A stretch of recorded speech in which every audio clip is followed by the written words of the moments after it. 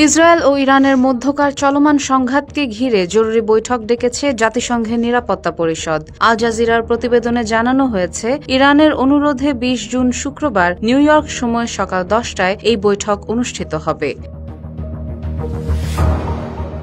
চীন, পাকিস্তান ও রাশিয়া ইরানের অনুরোধকে সমর্থন জানিয়েছে। ইরান অভিযোগ করেছে, ইসরায়েলের এই অবৈধ সামরিক অভিযানে যুক্তরাষ্ট্র সরাসরি জড়িত, যার ফলে পরিস্থিতি আরও উত্তপ্ত হয়ে উঠেছে। এ অভিযোগের ভিত্তিতেই তারা নিরাপত্তা পরিষদের কাছে বৈঠকের আহ্বান জানায়।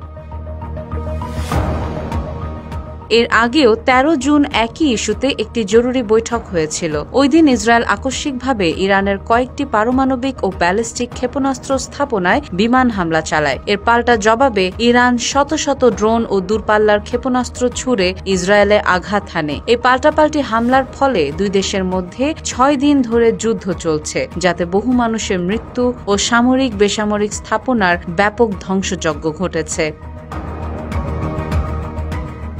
ডেস্ক রিপোর্ট, দৈনিক নেত্রকোনা।